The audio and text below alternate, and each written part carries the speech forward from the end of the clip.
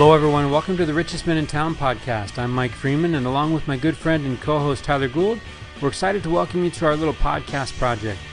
Tyler and I are just a couple of middle-aged husbands and dads driven to live our best lives.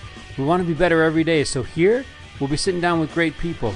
Not famous people, but great people that we admire, to learn their secret to living the rich life. Probably not the rich life you're thinking of. Our guests come in humbled and surprised at the invitation and hopefully leave feeling proud and grateful, realizing just how good they really have it. So pull up a chair, stay a while, and raise a glass with us as we toast our guests to the richest men in town. All right, Tyler Gould, every once in a while we mix things up a little bit. Season 6, no exception. We actually had an experience where neither you nor I personally know our guest. Bryant Powell comes on. Talk to me about what we learned from our time together with Bryant. Yeah, well, I'll say this. You know, we sort of live in a bubble to a certain degree, right? Because Bryant Powell comes to us by way of Troy and Daphne Blanchard. It's like 6 degrees of Kevin Bacon, right? That's right. And we love Troy and Daphne. And so if someone is a friend of Troy and Daphne, we can pretty safely say that they would be a good guest for us. So tonight, I loved our time with Bryant. You know, one of the things that I loved about Bryant is he's genuine and he's just a good person. And I think that comes through in everything that he says tonight. Yeah. So for those that are curious, Troy joined us episode 43, and then Troy and Daphne episode 121, so they can check that out. I 100% agree. I love the network that the town is, right? We talk about this a little bit. The Richest Men in Town creates this network of folks that are just striving, and Brian's striving, right? We talk about this journey, and we talk about not quitting, and he's in this phase where he's raising girls, and he's got all kinds of fun. It's almost like if I looked at the things that are coming up on my radar of things to work on in my life, and I'm like, I'd love to talk to somebody who's working on the same radar. Boom, Bryant Powell, he's your guy. Yeah, I totally agree. I think, you know, he talked tonight. He spoke a lot about the culture in family, right? And what that looks like and what those influences were for him. I mean, just someone who is a hard worker that he talked about his father who recently passed and instilling in him this desire to work and be a hard worker. What'd he say? When my dad would say, we're not going home early from church, right? So as we're going to stay and shut her down. And so we're not going home early. Yeah. So that just comes through in everything Bryant says. I really felt like that kind of encapsulated Bryant. Like, we're not going home early. He's a guy that's going to work at it and stay until the job's done. Mm-hmm. So I think it's interesting too. This whole podcast is patterned after It's a Wonderful Life, and It's a Wonderful Life is the only black and white movie I will give any time for. That's a hot take. That might be a separate conversation. That might be a separate conversation. But truly, if people are jumping in and they're listening to Bryant, it's going to feel a little old school. It's going to feel a little bit like maybe his dad's time, right? Where we talk about some values that some people might deem as old fashioned, right? We talk about diligence, talk about discipline. Yeah. We talk about being satisfied with enough. Right. These are some things that are timeless values that might be, they might be coming across to folks as like, is that still a thing? Yeah. Do we show up and diligently put forth effort? Like, what if the effort doesn't look like it's working? Bryant's message is no effort's wasted, right? We keep going. Yeah. We keep doing it. We don't quit. Yeah. I think one of the things that comes through with Bryant, we talk about him being a good guy and a hard worker and diligent. And, one of the things he said is that, he tries to look at everybody as extraordinary. And man, that is such a cool thing. And if nothing else, right? If at the end of the day, everybody that listened to this podcast just decided that they were going to treat everyone they met as if they were extraordinary, I think Brian would have changed the world, man. There's our one thing, right? There's our one thing. There's our one thing. Our listeners are going to have another one thing, right? But as you listen to Bryant, listen for the one thing that you can take and you can implement into your life, right? What if we did, right? What if we called chubby people skinny? Yeah. Hey, let's change the world, right? I love that. Troy Blanchard changed my name. I'm Flacco. Hey, and talk about what's in a name. Bryant carries both his mother's maiden name and his dad's name. And he strives every day and everything he does to honor that. And we feel that. We feel that. Yeah, goodness, right? Just goodness coming from the guy. I absolutely loved our time together. When we talk waterbeds and MCI. Oh, man, there's some throwback machine. MCI phone cards. Yeah, man. So to our listeners, our new listeners that are going to love us from Apache Junction, right? You got one heck of a city manager. To Bryant, to the Powell family, Powell girls, thank you. Thank you for sharing your dad with us. And to our listeners, we hope that you enjoy your time with Bryant Powell on this episode of The Richest Men in Town. Let's back up to our last week's guest and what guests, plural, with the Andersons and Shelley's story. It's interesting how this works, right? We have a conversation with Shelley. Shelley drops some things there that really, really sent me reeling a little bit. That whole relieving expectations of people. And I'm not going to lie. Literally, I get off the call with you guys and my cell phone pings with an opportunity to do exactly that. All right. Exactly that. And did you do it? Yeah. I'm in the process. Okay. I'm in the process. I like it, man. Yeah. Is this some work that's been hanging over your head for a while? Yeah, actually, let's be real, since Will. You know what I mean? Because Will also touched on the same kind of thing, back, how many episodes was that? But just this idea of like, why do I have this expectation that person's going to be a perfect person? Right. And like, why can't I just let go of some of those expectations and meet them where they're at and love them? That's so, I mean, you know what, here's the thing. And I agree. When we met with Will, I was kind of floored on some of the things that he said in a good way. Like it really made me reassess a few relationships in particular that I have that are difficult. And, Shelley really, I mean, kudos to Shelley, right? Because it was a super vulnerable moment where she kind of talked about, and that's a tough thing to talk about your mom or your dad in a way like that, right? She kind of let us in on what that looked like. And then the process of kind of letting it go. I love that.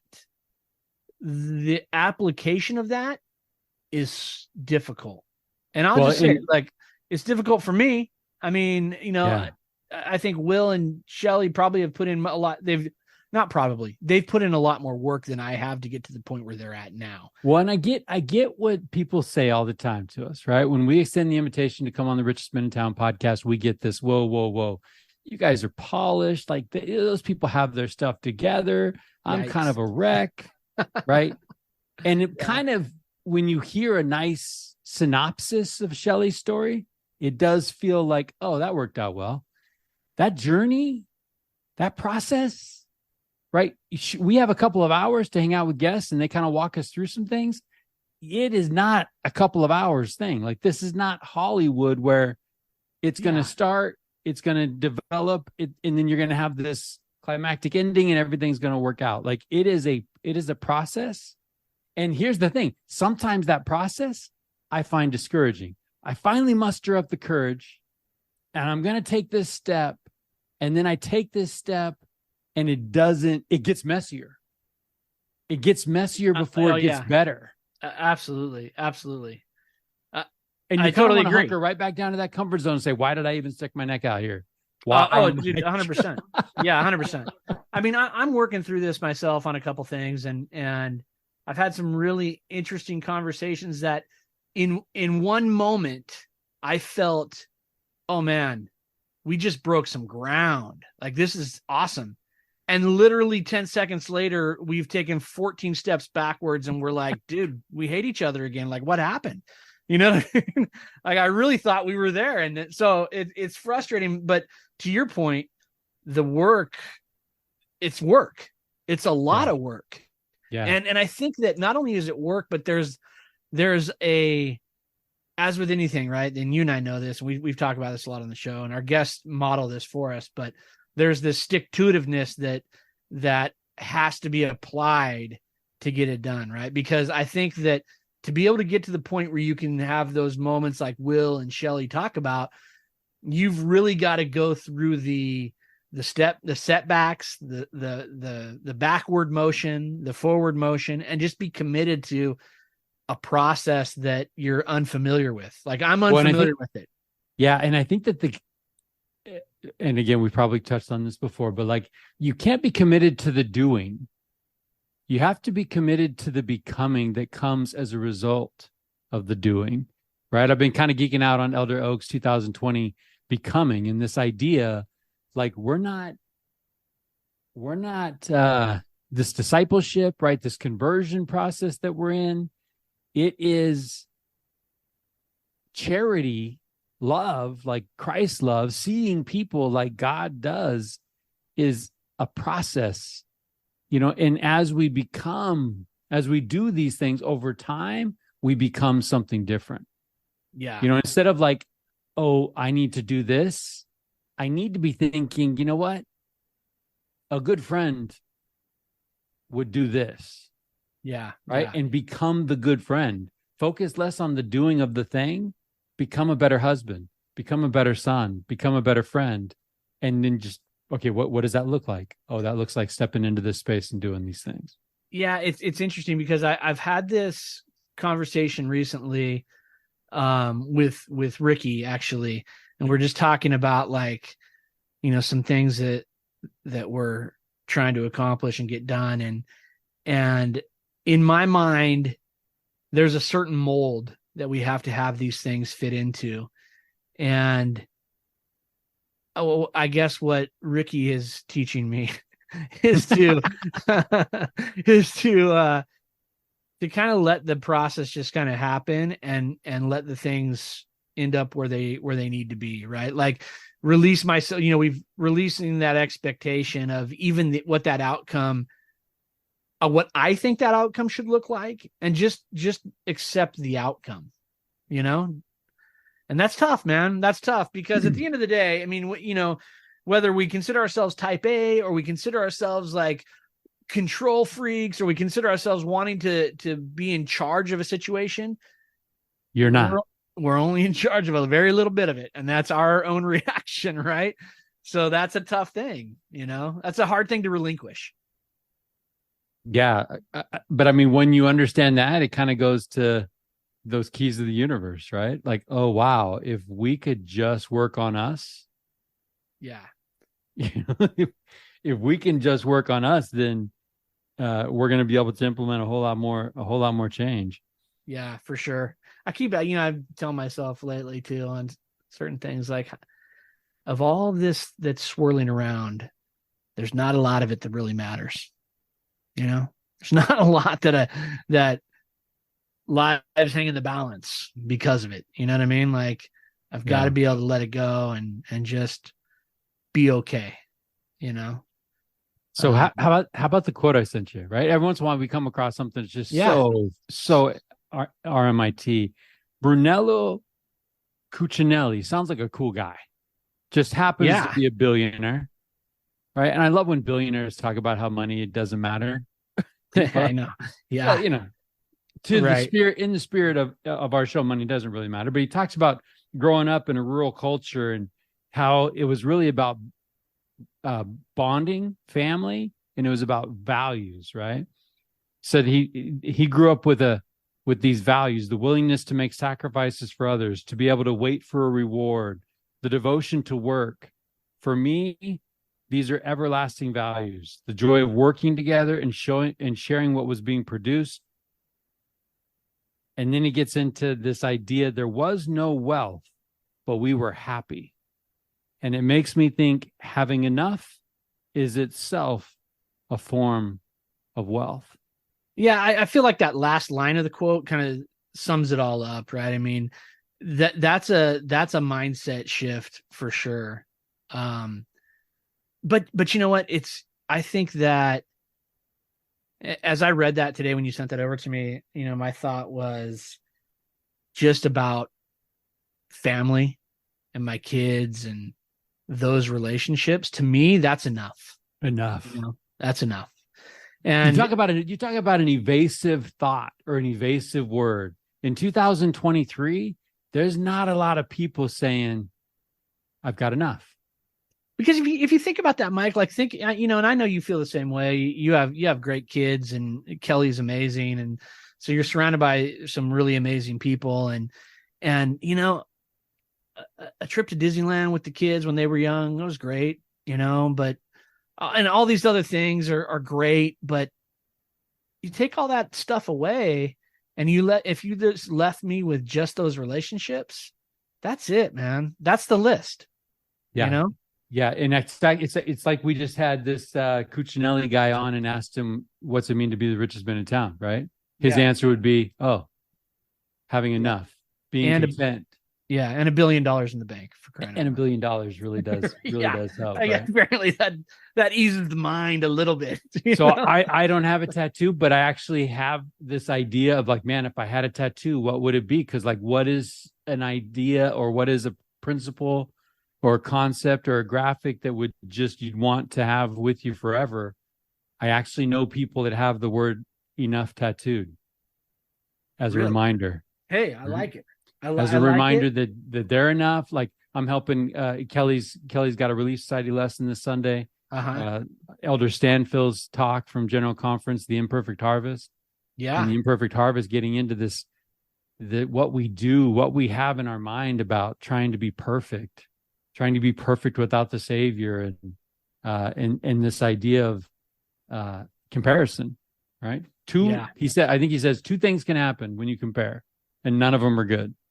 Right. One, you're going to be better than the other person. Yeah. Or two, you're going to fall short, and then that's going to drive you crazy. Right. Yeah. 100%. Yeah. So enough. No, I love that. So I'm excited about tonight. We're kind of marching down this path and of this new season, and we've got a friend of a friend on the show with us tonight. Hey, Bryant, you know what? That's a formula that has worked in the past. It has worked, and I'm banking on the fact that it'll work yet again. Bryant, I actually feel Powell. Like I mean, I know it's September, but I feel like when I hang out with you, it's like my birthday or it's like Christmas, right? Like, who is this person that I do not know? And what are they going to teach me? Right. Yeah. It's like a big old box. So in my house, birthday presents end up on the mantle, right? They're there all day. Yeah. You just kind of look at them. End of the day, it's like, hey, you want to open your let's go.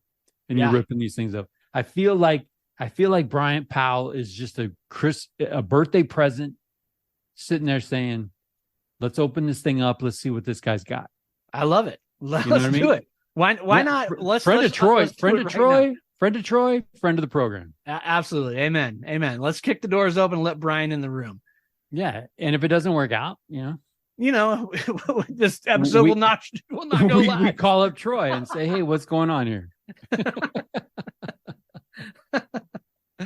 Yeah. Well, I'm excited. I'm excited about tonight. So I'm excited about this Apache Junction place. Oh, I can't believe you've been to Mesa. Yeah. And you've never wandered far enough east to get yourself into Apache Junction. No. Huh.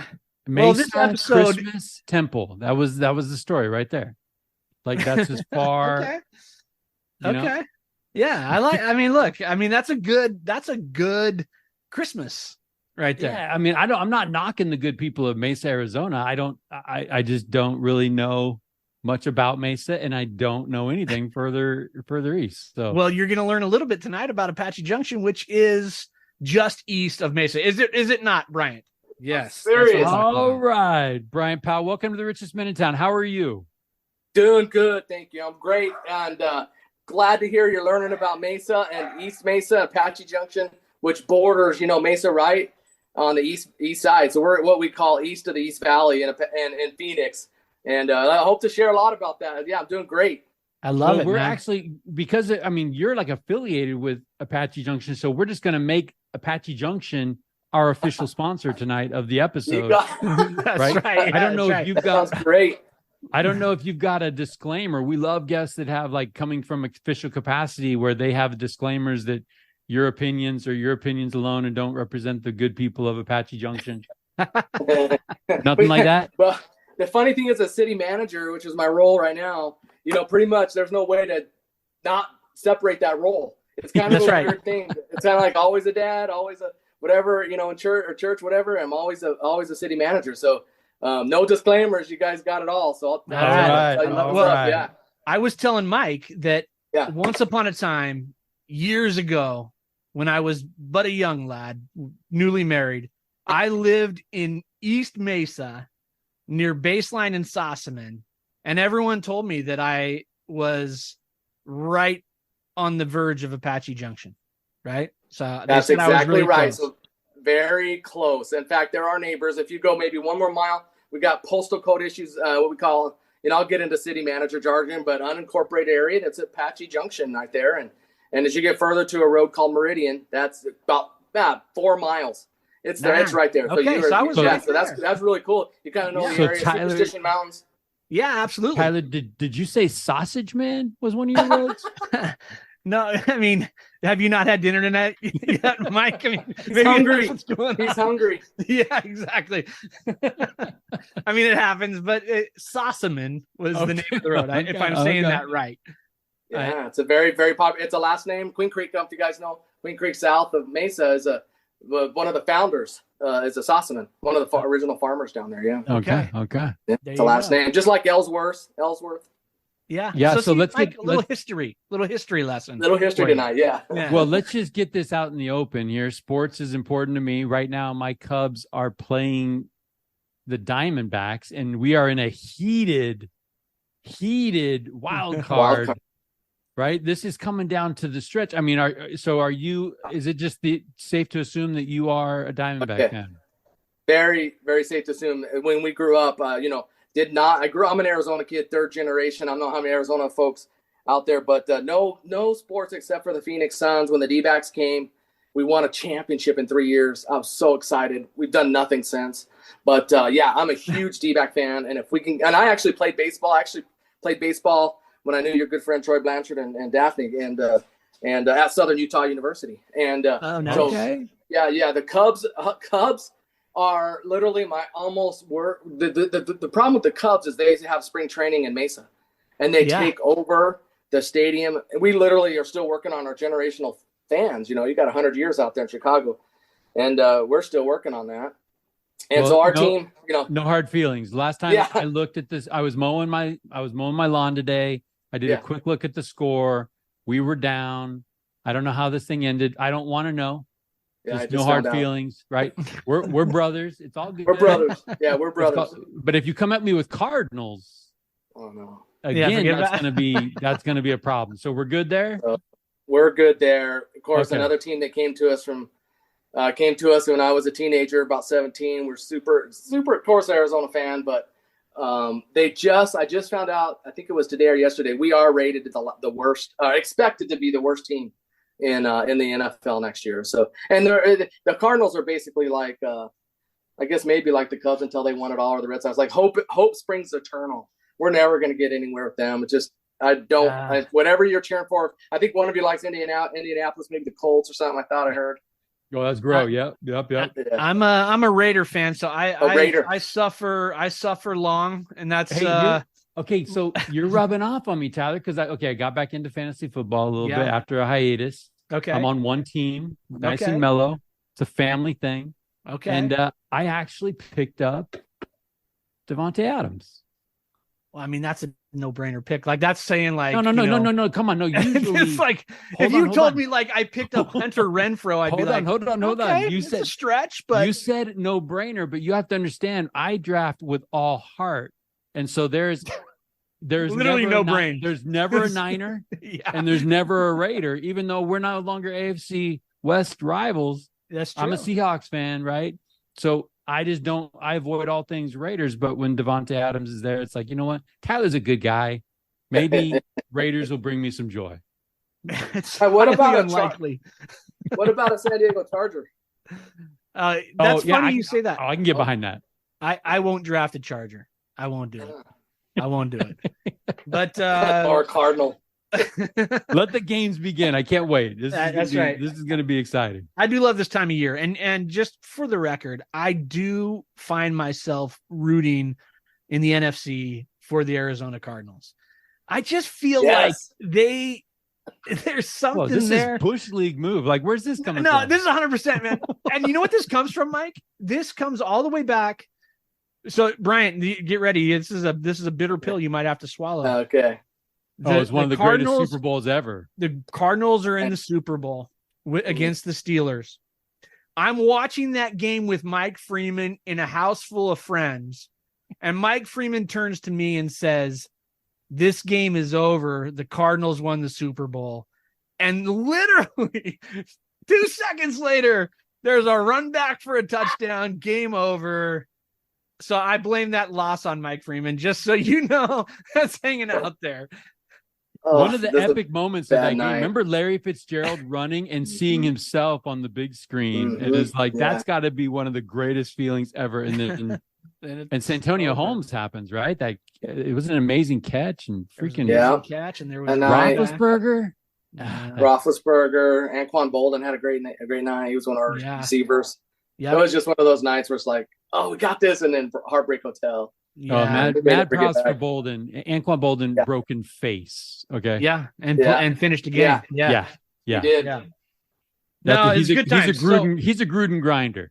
Like absolutely. So because of that, leading up to, and I did 5 years in Arizona. I went to school and you can't say it like that. That sounds like prison. I know I do say that sometimes, but I spent 5 years in Arizona and they were great years. I have a lot of good friends that I still talk to that live in Arizona that I'm still really close with. So yeah, I do find myself rooting for the Cardinals when it's an NFC, when the NFC is involved. So I can say I've had some Thanksgivings in Arizona, and Turkey Bowl is that actually is pretty lit. It's not San Diego level, but just Turkey right Bowl, about there now. They bring it. My wife's from Orange County, and so we spent many time in the beautiful Southern California weather. It's only Arizona in the winter is really great, but I get you on that San Diego world and Turkey Bowls. It's a great special time. We're cooking right now though. It's so hot. Is it really? Yeah, well, it's supposed to be hot everywhere, I guess, this weekend. So we're all going to be melting together. That's true. That's true. Recently, I had a coworker drop somebody off college. I know you're going through this, right? The dropping off college, and dropped their boy off at Grand Canyon, and they experienced a haboob. Yes, yeah.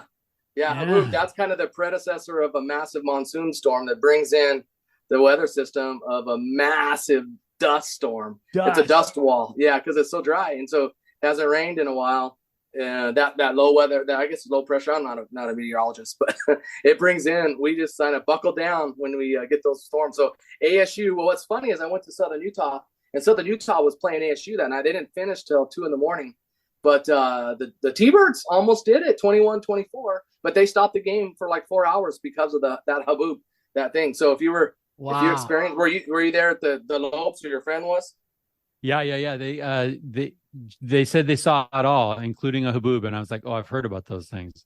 We're not doing a very good job of selling tourism to Apache Junction, so we should probably change the subject. Wall of dust doesn't sound very fun. Okay, well, no. I'm just gonna say I lived very close. I loved it. It was a great time. I still love Arizona. I love going back. So there you go. We're back in the good graces. Thank you. Thank you. Yeah. But all right, Bryant, let's talk for a second about I'm curious how you know Troy. Can we talk a little bit about that, just so we can tie up those loose ends of that connection, and talk to me a little bit about your connection with the Blanchards. Yeah. So when it's funny is when I heard that I could have an opportunity, it's a real honor, by the way. Thank you for this opportunity to be on your show. It's a real honor. I've listened to many of the podcasts and the tremendous words of advice, not just words of advice. We found our one listener, Tyler. We found our one listener. I knew that one download from Apache Junction was probably Bryant. I don't know. And so, and Troy and Daphne, I was like, oh, it's so cool. And Troy and Daphne, so first Troy and I met about 4 years into our mission. He's from Vegas. I'm from Arizona. And a lot of the common backgrounds in terms of we just connected really well. And we ended up we were not in mission companions in Ecuador, Guayaquil South Mission around 1991. He and I became roommates. There was in one ward or one area, as we call it in our church, 4 missionaries, and he was the other companionship in that one ward. And we just became great friends, bonded. And that was probably in the first third of my mission and his mission. We were only a month apart. And then later on, if you were to fast forward like about 9 months, he and I served in the same zone. And at that point, we were just, like, hey, what are you doing after? Kind of getting that conversation. Yeah. And we basically decided, hey, wouldn't it be neat? Kind of a discussion. You throw it out there to be roommates in college. And I just had the most respect for Troy and his parents. They were so awesome, the Blanchards. And they just kind of took me in as we along with my parents, were just so great to get us into Southern Utah. He talked about that. And we ended up being roommates in the dorms. Wow. And then of course, after that, that's something that really quick. That's something that's thrown out a lot of times, but very seldom does it come to fruition, because a lot of people throw that around. It's like, hold on, do I really want to? Yeah. Do I really want to continue this? Yeah, so it's cool to hear that stuck and it actually continued on after the mission. Well, Troy is a force of nature, guys. Let me give you a little story about Troy. He literally changed my name. And here's how it goes. So we're down in South America, and the beautiful people of Ecuador, they kind of are just real. They just tell you, tally, shorty, skinny, gordito. And so when me and Troy were not companions, but together in the same ward, man, he would hear like, there's Elder Gordito, Elder Powell, Elder Gordito. And I had a little complex. I'm like, dude, am I really fat? Am I fat? And Troy's like, no, man, you're flaco. You're flaco, which is skinny in Spanish. And so we get to Southern Utah, and Troy and I, so it's really kind of a new experience for me. I'm coming up to Utah, and I don't know if he's just a little bit more of an extrovert than I am, even though we kind of made our way. But I was doing baseball at our classes, and he literally introduced me to everybody on that campus, on that school. He said, everybody's my roommate. This is Flaco. No. And I'm not kidding. There are people today that still don't know my name. It's stuck. It's literally, if I was doing on campus, there are some people, I mean, they learn, hey, Flaco. And they think that's my name, Flaco Powell. I love it, man. And that's Troy. And then of course with Daphne, there's another little story about Troy. I don't know how much you want to keep going on this, but Troy, I mean, I could talk to it forever, but he introduced me to my wife. Oh wow. Yeah. And it Cedar City, we had devotionals on Sunday night, and one night he was so Troy dated, let's just say he dated, and he had great date opportunity to date different gals, especially early on before he met Daph. And super smart man, probably the smartest movie ever made. Daphne's such a great person, and so in the middle of one of the times dating actually Jenny, my wife's roommate, and so he was around her roommate so much that he got to be around Jenny. And one time Jenny had mentioned, like, hey, you have a roommate? It's like, yeah, you've seen him? Yeah, he's cute or something. That's my side of the story. That's my side. My side. Yeah, I love it. Yeah. And then Troy goes, "That's Flaco. You think Flaco's good? Well, let's get you together." And so sure enough, she came over. Kathy and Troy came on over, or Kathy and Troy and Jenny. And then at that point, it was kind of kept going. So did she know Spanish? No, and she still doesn't. After a while, she didn't know. It's just funny. I just introduced myself as Bryant, so she got a fair chance at kind of learning. Yeah. Okay. I love it, man. Well, we obviously love the Blanchards and for a lot of reasons. And one of those is just the network of people, right. That we get to meet through our friends. And that's one of the great things about this podcast for Mike and I, is that we get to spend time with people that we know and that we love, that we've spent a lot of time with, and we get to spend time with people that we don't know a lot about, and we get to learn to love them. And so tonight I'm excited for that process of spending some time with you, Bryant, and learning about your story. Yeah, we jump into season 6, right? And we actually anticipate, and just to set the record straight, richest men in town is not Tyler and Mike walking around claiming to be the richest men in town. The richest men in town, the whole purpose is Tyler and Mike claiming to be a house on fire, actually looking for some solutions, right? We're in this. You're in this, right? Yeah. Right? Oh, yeah. Like we're in this raising kids thing. Oh, yeah. This journey, and we're looking for some folks that might have some answers, some life hacks, right? Or even just some perspectives, some experiences that we can look at and say, give me that lesson. And I'm going to go back to the lab, and I'm going to try that to be a better husband, better father, better, citizen, better disciple. Like, choose your better, right? We've all got work to be doing. Before you jumped on, we were talking about this. We were talking about all kinds of things. We were talking about this idea of becoming, right? And so many times we're focusing on the task, and we're not necessarily focused on what that task is helping us to become. And we lose the magic, especially when we're talking to our kids. Hey, why do we pray? Why do we do this? Why do we do some of these things? We do some of these things to change our nature, right? We don't do these things to check a box. And I think sometimes, boy, that checklist mentality is really tempting, but we lose out on the fact that we're doing these things to become something. So this process, and I appreciate you jumping in, because this process is about becoming better, right? Yeah, absolutely. I feel like this is opportunity. Just we're always practicing, I guess, or trying to improve. We the struggle and going through it, it's hard. It's not easy. We've got 3 daughters, and we're in the middle of it. And 1 minute we're like, okay, I think we're making some progress, and then something else happens. And okay, break it down for me. 3 daughters, ages, names. I have a 23-year-old, a 21-year-old, and it just turned 18. Just turned 18. And so the youngest that just turned 18, you just dropped her off at BYU in Provo. That's correct. So we just did that this last weekend. Tearjerker. I love her so much, and I'm already missing her. She's off and running there, and it's a big world. Apache Junction is a decent sized place, but her high school wasn't that big, and it's a deal, And she just turned 18, and she's got roommates, but she's off and running. My middle daughter is over here at Arizona State University. Awesome. She's studying Parks and Rec, which I think is hilarious. Kind of connected to, she had got to know one of my parks directors at the city, and she's like, I want to do that. That's awesome. And then it's funny because my oldest, right when we were getting ready to be empty nesters, decides to graduate from Utah State after the 5-year plan, and now is living with us on an internship. She got a degree in speech and audiology, but she's doing great. She got my daughter's studying that.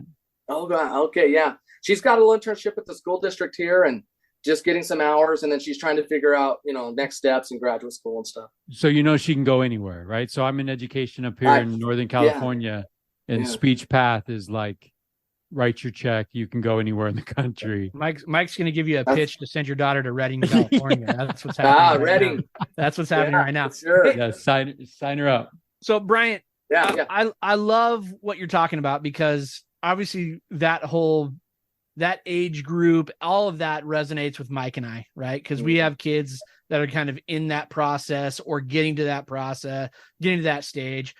One of the things that Mike and I were talking about before you came on, and Mike sent me a quote today, and it's, I don't even know this guy's name, Brunello Cucinelli. Is that it, Mike? Something like that. We'll there you just go. Pretend like that's it, right? Self-made billionaire. So he's a billionaire.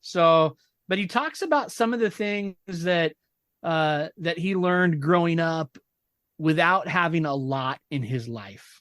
Okay.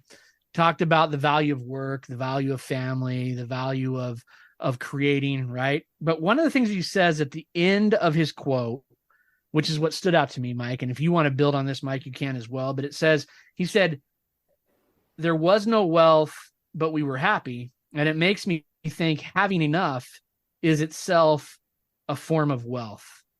I love that part of it right there. Having enough is itself a form of wealth. So let me ask you this question, Bryant, and this is what Mike and I were debating. What is enough? To me, it's this ability to understand that you have sufficient to meet those basic needs, and an understanding that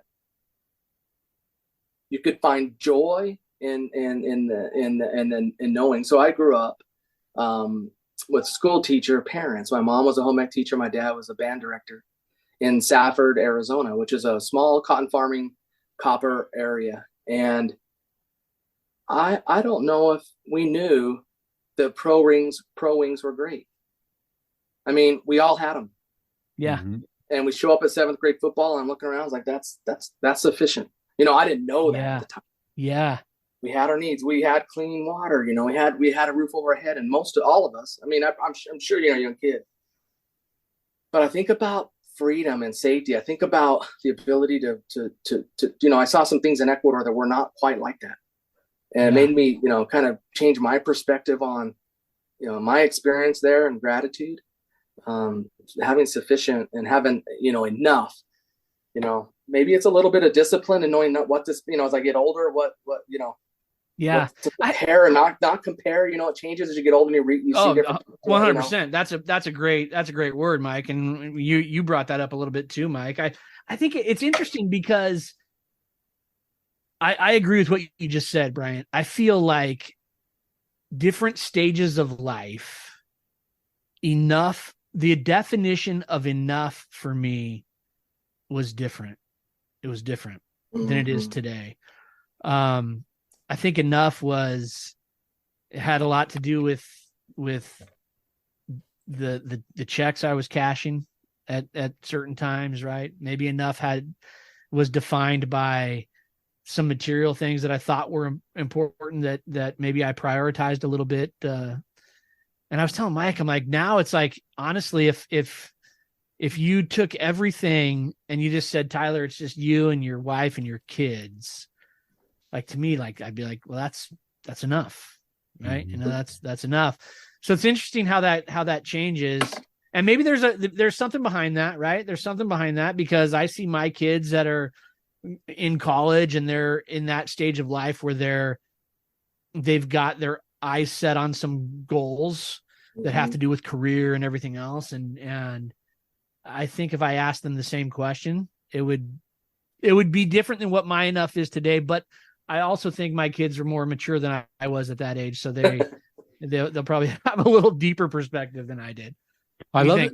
What I love in the spirit of that quote is this idea of like, and I don't think the guy is making this connection. So I'm going to step out there and make the connection. But I think as parents, that road, the path of least resistance is to give kids things.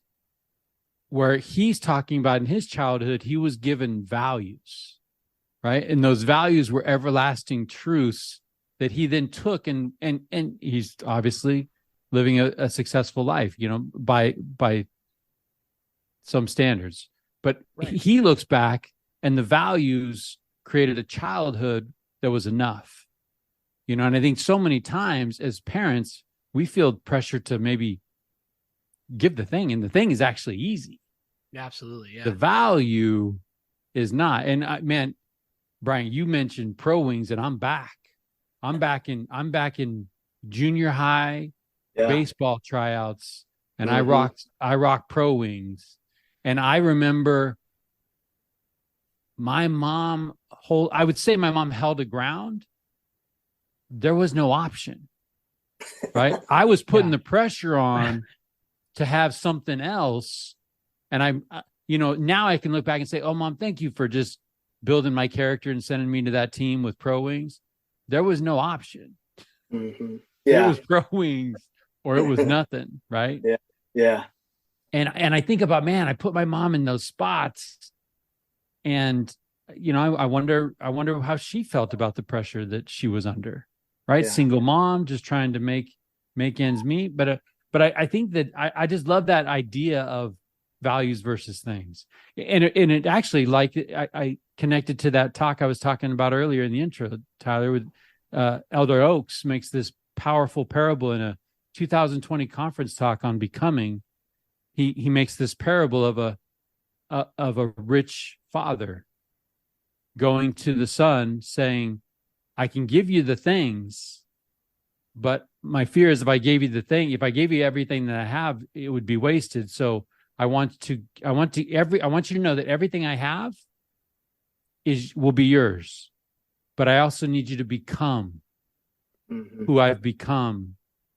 And obviously liken that to heaven, right? Liking that to our journey here. And I just think, man, that idea of like, how can we convey to our kids, I want you to have the things, but more importantly, I want you to know what I know. All right. I want you to have these values. I want you to understand the value of hard work. I want you to understand the value of delayed gratification. I want you to understand what sacrifice feels like. Right. I want you to understand the quest of obedience, right? These things that, like, I can't just give you those things. Yeah. Right. Life is going to give you the experiences that are going to teach you those things. Yeah. It's very interesting. My dad is he just passed away last year. It's one of the tough things we've gone through. And he is a great man because he didn't come from a whole lot. And, but he was a band director, and we had what I thought was the coolest stuff in the world growing up. He had every instrument and he could play them all as a band director. And the process of learning an instrument kind of is that gift of, like, now I look back and all of us kids learned an instrument, and it's that gift that we've got forever, that he wanted us to know.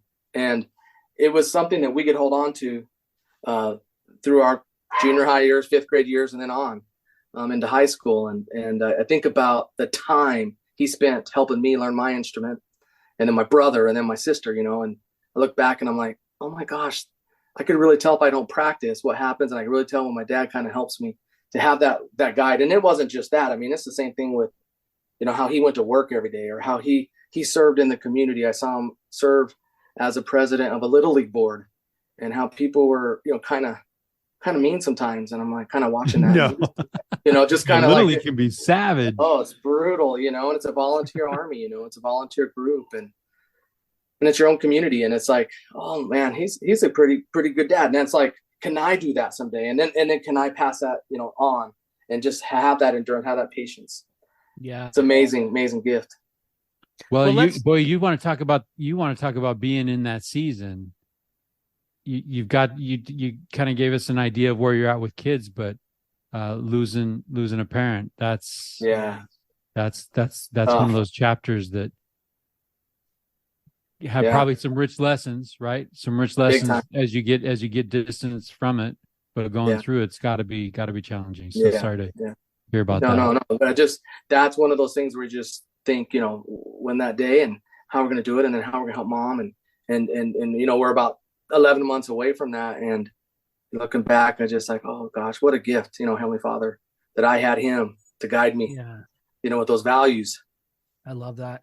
Bryant, why don't we talk for a minute about growing up, what that looked like for you, tell us about your siblings, and talk to us about mom and dad, and what that was like growing up in the Powell household. Yeah. So like I said, my parents grew up in Safford, Arizona, small rural town, about 10,000 people. We thought it was big because it was the county seat. That was the Thatcher-Safford rivalry, right? Yeah. Oh yeah, the Gila Valley Temple's there. We always say Thatcher's a suburb of Safford, and Pima's a suburb of Thatcher, and everything revolves around the center of Safford. So that's the Safford-Thatcher rivalry. And I was in the middle of it big time. My mom actually taught home ec at Thatcher. My dad taught band at Morenci, which is a copper community there, and great little communities there. And just a wonderful upbringing, safe. We just ran the neighborhood, did all kinds of fun stuff. We did not know. We didn't even have like basic cable. We were the 3-channel community at the time, growing up in the mid 70s, and we just ran. I learned lots of sports, lots of community things we just did, and we all were kind of connected through our church and through our community. And I have a half sister from my dad's previous marriage. My dad comes from pioneer heritage. He grew up in the church, but became less active in going and attending. He met my mother, who is from Tucson, Arizona, and had been a convert to the church when she was 16. And they met and got married and had 3 kids within 24 months. So it's going to sound kind of crazy, but when I was 24 months, my mother had a daughter at 12 months after that, and then a son after that. And so I was the big boy, as she said. I better figure things out real quick. Dad was teaching, and mom was staying at home trying to just stay sane. And I had a little sister who was 1, and my brother was just born, and she would tell me to go do errands and stuff, she says. And so that was our upbringing. Then about 9 years later, we had another sister, and so there's 4 of us with my mom and dad, and then we have a half sister that's about 9 years older than me, and that's the Powell household. We grew up there in Safford, ended up graduating, and went to Eastern Arizona College. I don't know if you guys have heard of that place. Wonderful community school. President Kimball was there and started the Gila Academy, and then after that, I ended up going to this mission, Ecuador, Guayaquil South, and it's been crazy there, and met some wonderful folks. Obviously, okay, yeah. Let's tap the brakes there, because that's where I'm at, right? I got a boy I got a daughter who served in Philly. I got a boy who's heading on a plane to Brazil next week. Tyler's there. Tyler's had kids serve missions, and Abby's currently serving as well. So talk to me about where this is one of the things that we love to learn about, like this idea of going to church. It's what the Powells do, right? Sounds like It's kind of like that's the family culture. That's the thing. Yeah. Where does it become your own personal faith? Yeah. Where does it become something different? For me, I think it was my sophomore year when it kind of was like this thing where that year in seminary, we were studying the New Testament. And for whatever reason, the Bible that I had marked where Jesus spoke, everything was in red in the New Testament. And I don't know if you guys remember seeing any of those. And so for me, I'm like, absolutely. Yep. I thought about like, okay, dude, you're 16 years old. Are you going to figure this out? Or are you going to just kind of, chill out on your waterbed and just, kind of hang out and just float? Or is this real? Is this real? And I had a desire in my heart to like really study that year. And I said, well, why don't I just really focus on this red stuff? I just remember distinctly thinking that. And that's the weirdest thing. Like, so it kind of focused me and centered on that. Like everything he said was right there. And so that year I really read it. And I just said, you know what? I'm all in. I'm going, and I just felt this comfort after that. And this other stuff just out there in the world or things going on, just like, I'm not going to say those things. I'm not going to act like that, or I'm not going to go to that, or I don't know how to explain that. About that time, if you focus in on that, my life was the time in my world where I said, okay, I'm going to do it myself. This is my deal. Hopefully it wasn't prideful, but it was an emotion of, okay, let's take that right way. So here's a couple things that I want to talk about there. One, a point of clarification. A waterbed for our younger listeners is a bed full of water that you lay on. Yeah. So so we got that. Our African listeners are losing their minds right now. Yeah, that's right. Yeah. Google it, everybody. You'll find out. I thought it was the coolest thing ever. Absolutely. My parents had one. I'm always like, man, that thing it's unbelievable. Second thing is moving those things was brutal though. Oh yeah. Oh, the worst. That hose that you had to run through the window, the whole thing. Yeah, you had to like put stuff in it too. I don't know if you guys remember that. Absolutely, man. All right, so we digress, but I just want to make sure our listeners knew what we're talking about here. Secondly, I love the idea because I really do. I think this is fascinating to me is, a lot of the guests that we've had on, we always talk about this idea of faith and when do you take ownership of your own faith, right? And I love the idea of being able to pinpoint it, right? And it may not be a seminal moment, but typically there's a period of time in someone's life where they think this is important to me. I just love the idea of being 16 and sitting in a seminary class thinking, I got to figure this out for myself. Can you tell me a little bit about some of what were there conversations of faith in your home growing up?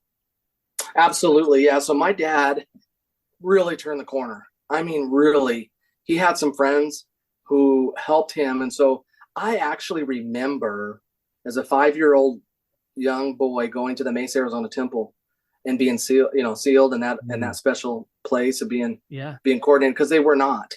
And my sister was 4, my brother was 3. And I asked them and they don't remember. And I just remember, honestly, like kind of this very, very happy place, a very, very peaceful. And there was people crying and I couldn't quite get it. I just remember that and thought, oh, this is good. And it always kind of stuck with me. But that was kind of one of those things where it's just stuck with me. And then my parents, because of that, I mean, my dad, he just was diligent, like disciplined at that point. And I think he just said, I'm going to be the best dad I can be. And so, man, he was there everywhere, like just in our lives. He was present. I learned a down, out, and out before most kids even, learned anything with my brother, and got to, because of those things, just knew, like, what's a 2-3 zone, or what's all kinds of cool stuff in basketball and baseball. We just were with me. And he was too. He was a little bit older. And, I look back at a picture when he went with us as a young man. I was 14. We did the Grand Canyon and we went down up the Phantom Ranch, or down to the bottom, and then came up, and there's a picture of him. And I thought he was dead. Now I look back, he was probably in his late 40s. And I'm like, he went with us somehow. And we were that way. We just did stuff. We were not perfect. Like we didn't. I don't know. Like my mom, didn't grow up with, like the kind of, I don't want to say religious, religious things that we do, like Monday night all the time, or prayer all the time, or reading. We did, but it would drop, it would break. Sure. But like our family motto is like, don't quit. Like it's okay. Like it's gonna be okay. Let's where are we at today? And everybody okay? Okay. Then let's pick up this place. And so we did those types of things. It was talked about often. And then our mistakes too. My dad had come from a divorce. And I distinctly remember, when I started dating or have that interest, he said, whatever you do, son, like we don't say that, we don't go that route. It's just so hard on everybody. And so I just think once he turned that corner and was all in, it just made all the difference for our family. I think it's interesting because,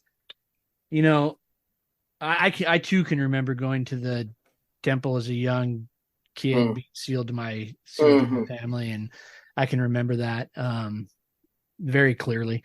But I think that it's interesting that we have those moments, whether it's being in the temple with your family at a young age, or whether it's a family prayer, or just a gospel conversation.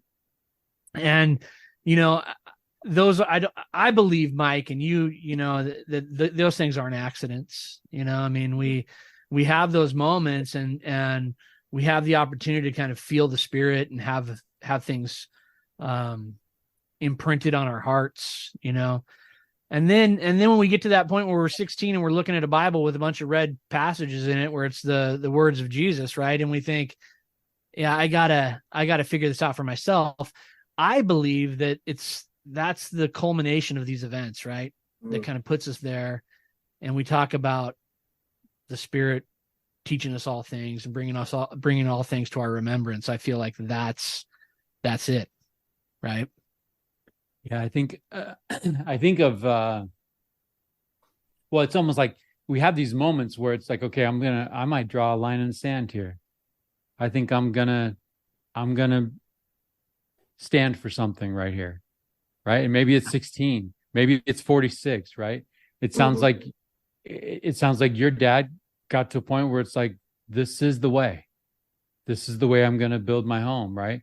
Yeah, and I want to throw this out there for folks that might be not familiar with temples and ordinances. When we talk about sealing, that's a fundamental core part of our belief that the gospel of Jesus Christ helps families be forever, right? Be eternal.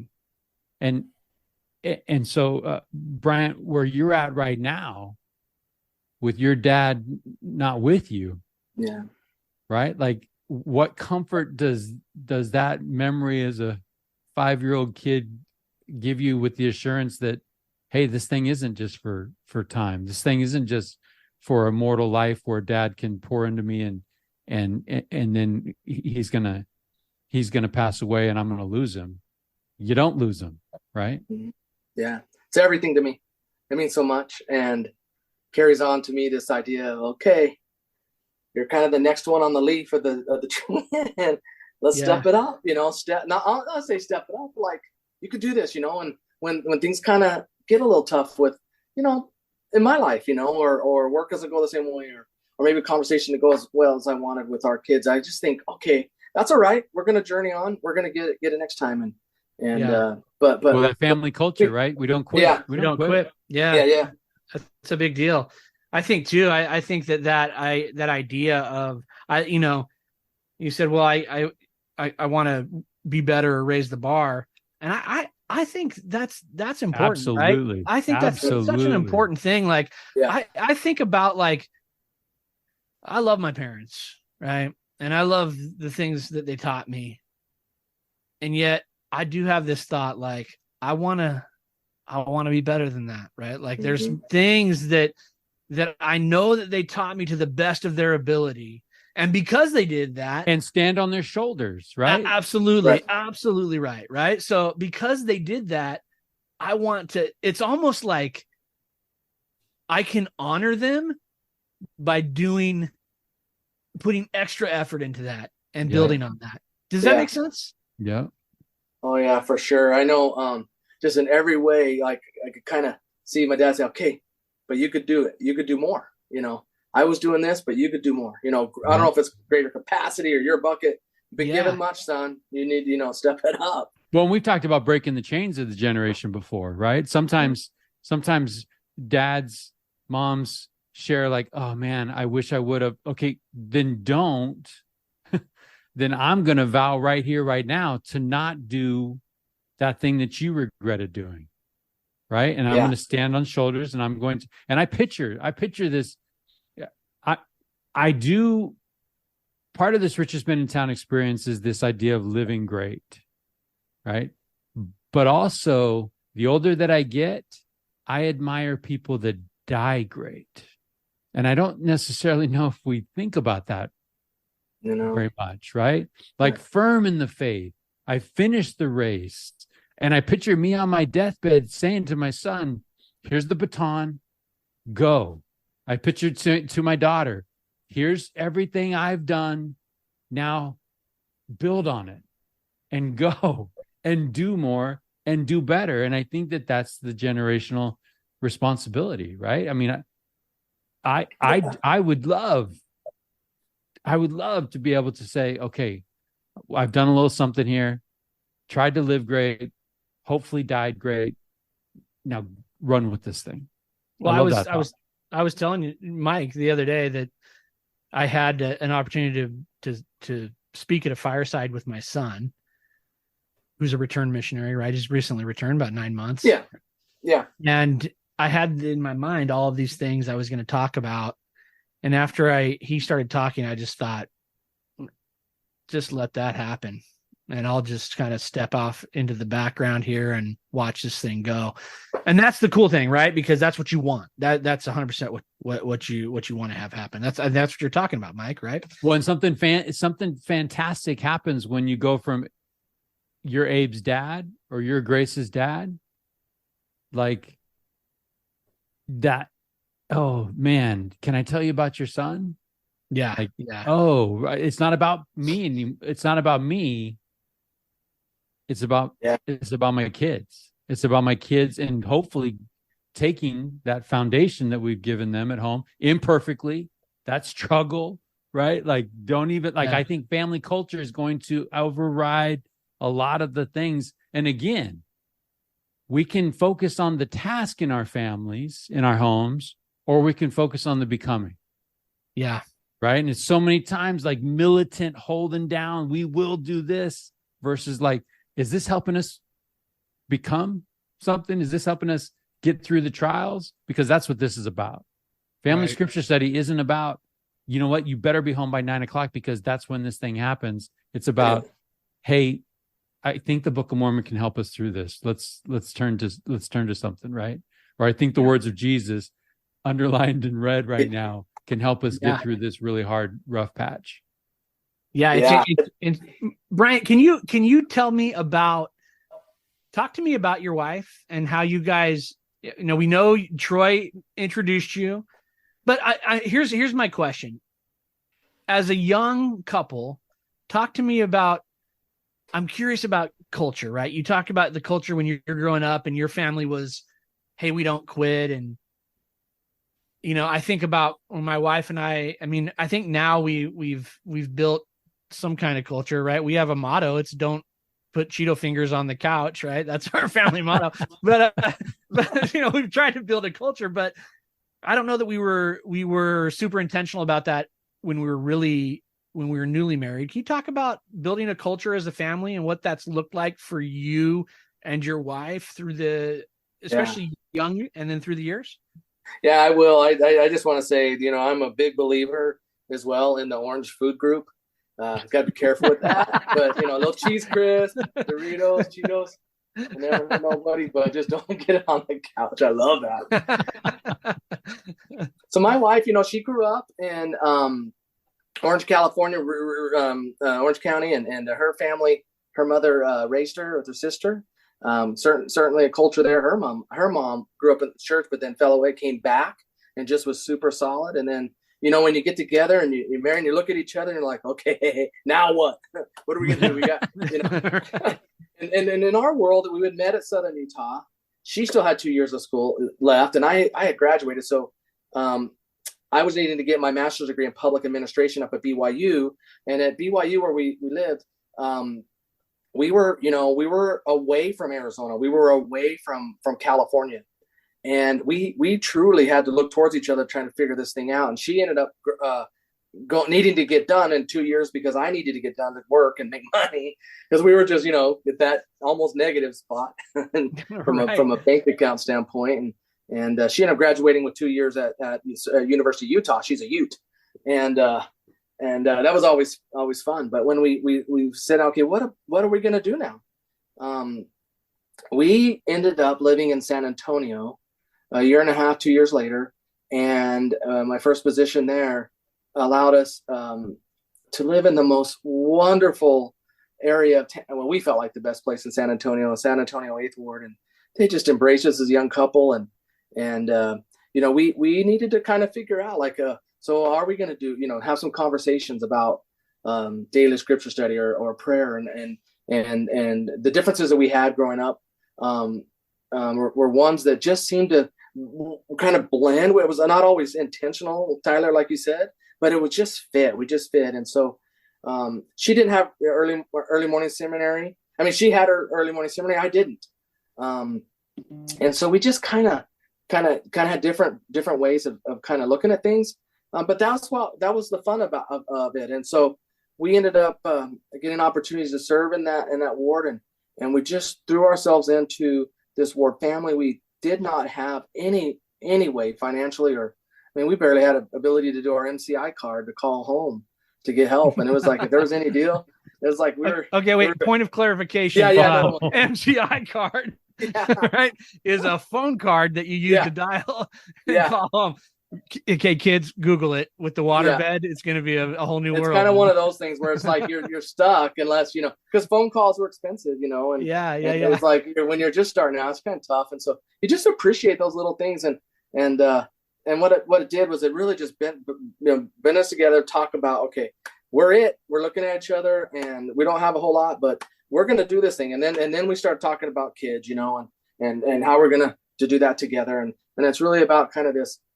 I love though, Bryant, that idea that like, we don't have things, right? We're not at this phase of life where we have things other than an MCI card. We don't really even have, we don't have a waterbed at this point. So that puts in perspective that idea of enough, right? Yeah. That in perspective. Right. And then it's just, let's just come together, right? These are some of the decisions.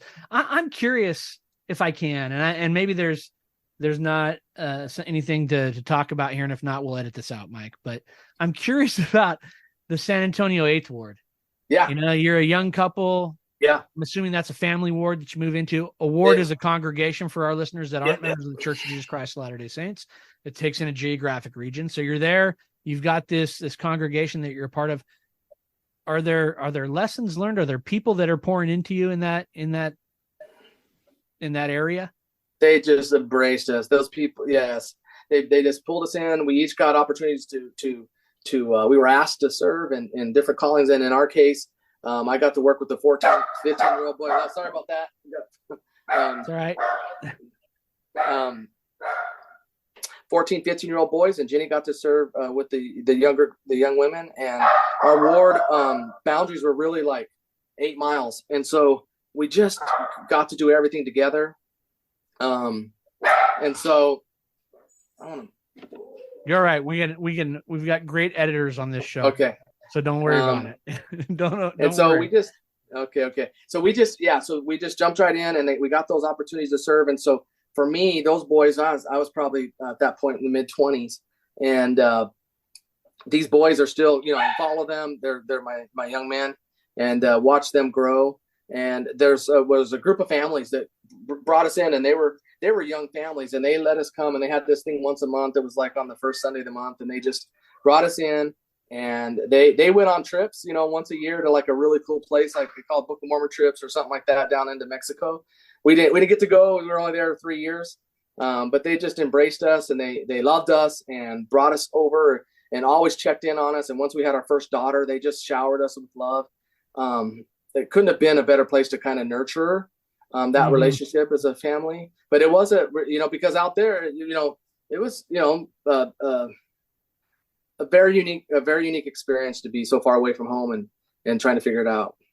I love that, because I talk to my kids over the years, and they probably, they would hate me to say this because they've heard it so many times. It's probably irritating to them, but we have this conversation a lot with my kids about, at some point, Dad's not going to wake you up to get you to go to church, right? And we're not going to have that. You're not going to have that to lean on. At some point, that decision is going to be yours, right? They're all at college now. They have the ability to make those decisions, but what I love is the idea of, this idea of community, Mike, and how important community is in our own personal development, spiritually, emotionally, etc. Right. And so I think the idea of the San Antonio 8th Ward is interesting. Let me throw this out there. A quote that I've been thinking about. This is from April 2023 General Conference. Elder Stanfield's Imperfect Harvest. He says this: we must remember that whatever our best but imperfect offering is, right? Talking about attempts to serve, attempts to make a difference, the Savior can make it perfect. No matter how insignificant our efforts may seem, we must never underestimate the Savior's power.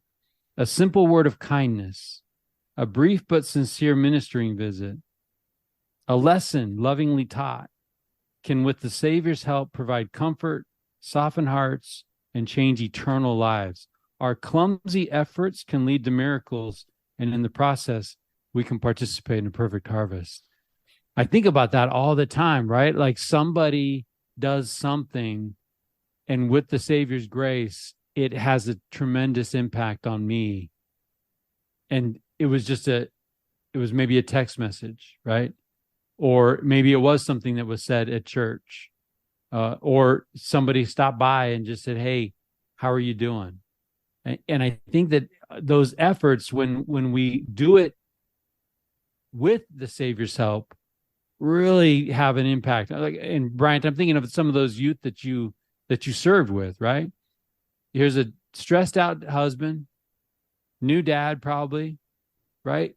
Working hard, and you got to go hang out with some kids and one night a week, right? And you didn't That's what it was. Yeah. You didn't have a plan until like the day before of what you were going to be doing, right? And you're just grinding.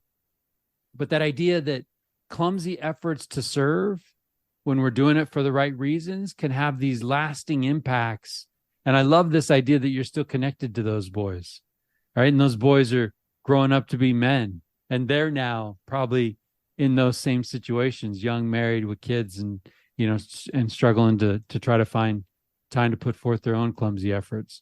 I love that we have these communities, right? These church communities, wherever we find community, and that idea of people acting in faith, clumsy as they might be, stressed as they might be, have this tremendous impact on lives. I mean, here you are now, how many years removed from that San Antonio ward, and your heart's touched by the people. Yeah, 25 years. Wow. It's amazing. So awesome. And we had one of the boys come to our house one time, and he's like, "This guy's a truly a real man. You know, he's off and running." And to see them, the beauty of social media now, which I really do value on that piece, is seeing them. Yeah, absolutely. Seeing them have their families now. Yeah. And I will tell you, and I know something, I was. I will tell you, something sticks, right? When we do it right, it sticks. And in their wilderness, something that you might have said clumsily will come to the surface when it's needed most. I just recently had an opportunity to hang out with somebody who struggled, and I believed in this guy, right? As a high school teacher, at the end of the year, I would write 3 letters. I'd pick 3 students, and I'd go on the graduation floor, and I'd walk out after graduation ceremony, and I'd just hand my letters out. It's like, "Hey, when you got a second, read this." And I'd just pour into them, share the belief I see in them, share their potential, right? All of the things.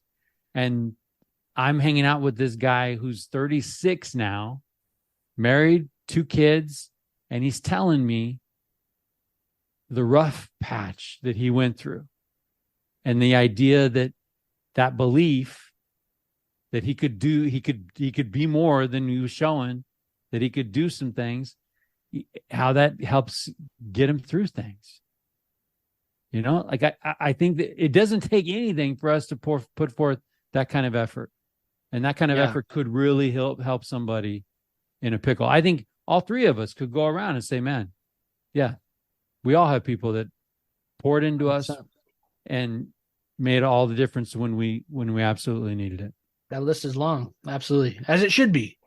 You know, and I love that. I think that I was just thinking about that, and Mike, and you and I talked about this the other day, but I was thinking about this the other day just with my own kids, as I was sort of taking a silent inventory of people that have been in their lives that have made a big difference in their lives. And I'm just like, man, it's so awesome as a father to know that there's this community of people that's pouring in into my kids, the same values, right? The same kind of values. Let me ask you this question, Bryant. Got three lovely kids, right? Yeah. They are most of the time. Yeah. No, right. Most of the time. Yeah. They are launched or in the process of launching. Yeah. What do you hope your kids look back on, and the lessons they learned from you and your wife? What are those lessons you hope that they took away from their time in the walls of your home? I think a really great question would be, what do you hope they didn't learn? But we'll yeah, that could be longer than the other one. Yeah. But, We'll stick with Tyler's. Yeah. I sure hope they saw. I mean, the love that Jenny and I have for each other in terms of our singleness of desire to try to strive to do our best. That they would see, okay, so that's how it can work. There are so many counterfeit and elusive ways that they see going on in the world, in their world, that can distract and can easily get off track. And I hope that time that we had a chance to be there, kind of daily interactions, give them that desire to see, okay, that's how love and love and working together gets you through things when the winds come. That would be probably the single biggest thing, is that Jenny and I have tried to create that culture of okay, we really do love and support each other, but it's not perfect, it's not, but it's also the place where the true happiness can be, and where we can have fun as a family. I love that word, counterfeit. Yeah, I do too. Mm-hmm. I do too. And I love, look, you've said this a couple of times, Bryant. You said it hasn't been perfect. And thank goodness that, and honestly, I mean, perfection's not a prerequisite, right? We all understand that. Like, perfection's just not it. And I think, and maybe I'm saying this just to make myself feel better, but I think the imperfections are part of the lesson, right? I think. But listen, like, we in this particular space, right? Yeah. Maybe it's safe. Maybe, right? We're coming at this with eyes to see it, but when you're in it,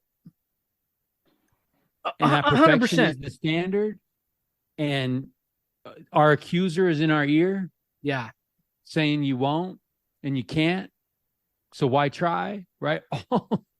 All of those things. I think sometimes we glaze over the fact that, yeah, okay, we understand that perfection is not like, but I actually think that there are people that really do struggle, and that's where guilt and shame and all of those things 100%. that come in that have nothing to do with the Savior, right? And I think that's as parents, and again, I could be saying this just to make myself feel better, but I think that I've tried to model good things for my kids, right? I know I've modeled things that aren't great for my kids, but I also know that I've tried to be quick to repent and change and adjust. And I think that maybe that is part of the process that we're teaching our kids, right? That, hey, the pressure that we put on ourselves about perfection is huge. But, as parents, and we want to be the perfect parents, it doesn't work that way. But if we're quick to model that behavior of love that Bryant talks about, right? And sort of this oneness. And I think that ability to make adjustments and apologize and repent and change and model that whole process, I think that's equally as important. And I think too, to kind of extend on Brian's point, like this idea that there is the way and then there's the world. Yeah. Right. We can talk about love. We can talk about work. We can talk about finance, right? There's the way as taught by the master. And then there's a whole lot of counterfeit out there. And I find myself when my kids are at this stage now where I've got a daughter, and she's looking at this next chapter, right? So like, let's find a guy. What is this going to look like? How am I going to know? Hey, Dad, hey, Mom, how did you guys know? Right. And it's like, oh, that's a standard that they're looking at. 100%. Right? They're looking at like, how does Mom treat Dad? How does Dad treat Mom? And they're looking at like, okay, how am I going to know when it's love versus the counterfeit, right? Yeah. We just had the weirdest. Yeah, we just had a unique experience. Our middle daughter recently, in between transferring schools, she was at Northern Arizona and then Arizona State, and she's like, for the first time, I was just kind of listening to her voice and her yearning, because dating and it's so hard. And she's like, Mom, where? And she really wanted to know, where did you find him? Where'd you find this guy? And it's like, I just want somebody that's kind of that good. And, you know, and then I heard I them have a love little that. I conversation, you know, love that. because Yeah. she's trying, and it's hard. And so it was kind of like, I don't explain it, because that's the worry of a parent, like when and how to explain it. But the fact that she's trying to, you know, really seek to that piece is like, okay, maybe there was some Okay, but learning back up, because I think we've talked about this before, right? There is a process, right? So you're looking at, like, we're not done with the process, but I'm 25 years down the road in that process, right? So hey, daughter, you're looking at me like, where are the guys like Dad? Number one, come on, right? Like, they look at ourselves, they're only looking at the good stuff. We're really good at hiding the side yard kind of stuff, right? But like, you have to understand what this looked like circa 1995. right. That's what it was. You know what's funny is I just had this little different. I was just having this conversation with my oldest daughter, who's in that same phase of life, right? Like Mike talked about, looking for your companion. And she said to my wife and I, she said, I just want to find someone like Dad. And I said, your mom had so much kindness and grace and compassion, because what you see 26 years down the road was not what your mom got. You know what I mean? Like, it's so different. It's so different. And it's so still not done. It's not done by a long shot. Like, I can hang out. I basically do every 2 hours every week. I sit down and talk about things I'm working on. Right. Like, I appreciate the compliment. Yes. Right? But I would love to, I just hope, honestly, I'm thinking of our guest last week. I'm just hoping that in this process, there's open and honest communication about quirks. I hope there's open and honest communication about, like, look, these are the things I'm working on. Yeah. Like, I need you to know these things that I'm working on, so I'm not hiding things coming in. And it's like, no, like, talk about counterfeit, right? Yeah. That is just like, can I be real with the person? And I think, does their presence make me want to step up my game? Those are some important criteria for sure. One of the things that I pick up on, Bryant, when you're talking about your kids, that I really appreciate is I can just feel your love for them and your concern, right? And I love that, because as parents and as dads, you know, sometimes I remember as a young dad thinking like, oh yeah, when my kids are this age, we'll be able to do these things. And then when my kids get to this point, they'll be, you know, and it'll be my wife and I, and we'll be kind of footloose and fancy free. Right. And man, as parents and as fathers, we just worry, right? We're always worried. Yeah. And you can't take that away, but I guess what you can do as I'm listening to you is you just continue to pour into them, right? You just continue to kind of be there and be a sounding board. I love. So what's that look like? What's that been like for you in this raising adults? Teach Mike and I. We are trying our best. Well, actually, you can talk to the whole world about dealing with worry. Yeah, that's right. Like if you want to even zoom out globally and just think, like, how do you deal with those worries and those anxieties that come up, whether it's about our kids or, you know, other things. General, I was thinking like that journey thing. We've been down that path, and so you've seen that, but you've got to kind of recognize that this wonderful thing we call agency, or this ability to choose, is there. It absolutely is there to help us grow, help us learn. And so you kind of have to do that. But the problem is, in my work, I work with the police department, and they deal in a world that's tough. And 10% of the stuff that just goes on. And it's like, oh, this is really tough. And then, your kids are in that, and how you deal with that is so interesting. I like this. I like to use these words in dealing with everybody in my community, that I really do believe that we are extraordinary, that every one of us as children of God are extraordinary. And just some of us may have forgotten and that I should assume a positive intent with my fellow man, because my children are learning with them. And it doesn't remove the constant kind of worry that you mentioned, because it's always there. But at some point we say, okay, I forget, like you said, let them kind of take off here. And it's like, we're going to be here, but we're not going to be able to control that anymore. I think that's part of the loss there. That feels a little tougher. Yeah. And I think though that idea, what you said sort of just blew my mind. You're like, the ability to choose is there to help. Yeah. I think there's a lot of people that would say, if I could delete choices from my kids, like that would be the help. Right. So it's sort of I think what you said is a bit counterintuitive to some of us, right? Like when we're raising our kids, sometimes it'd be like, if we had less choices and I could just tell them what to do, this would be a heck of a lot easier. But I like the idea of embracing. But it robs them, right? Yeah, it robs them. Yeah. It robs them of those things that life have to teach us the hard way sometimes. Yeah, man, I love that. I love, I'll tell you, coming like in my heart, when you say agency and you say those words, like today I put a 13-year-old in the backseat of a cop car. And there's nothing that 13-year-old can control about his life.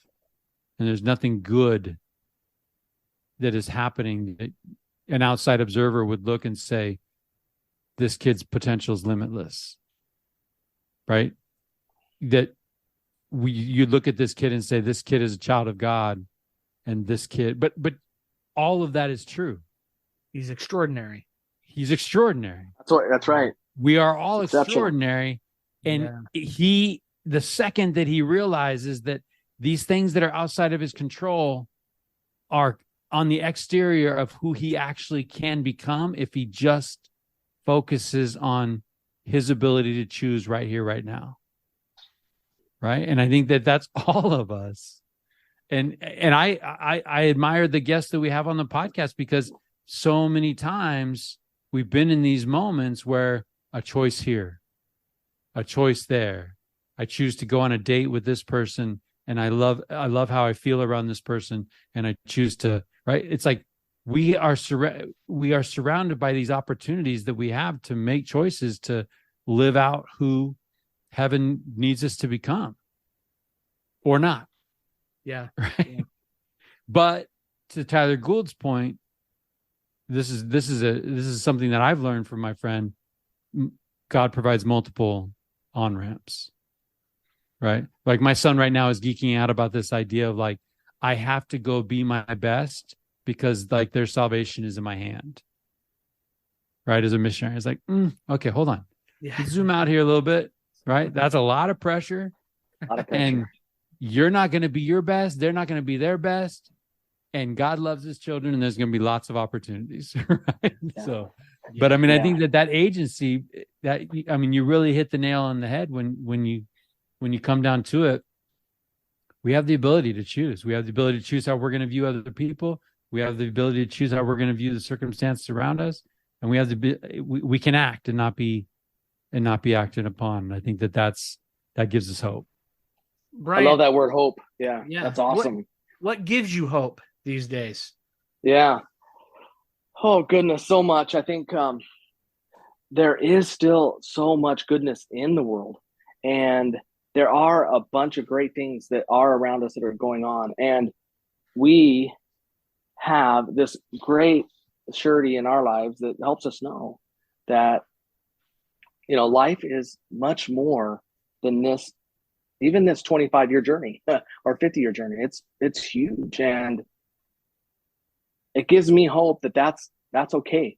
I get down, or we get a little bit like, I don't know, maybe the little word I use is natural manner. We get a little bit kind of just comparing and worrying about stuff that just is pointless. There's so many things that are so great that have been given to me that have been such a blessing. Simple things of a beautiful wife and a wonderful family. It gives me hope that, hey, all right, get back out there. Let's see what we can do good in the world.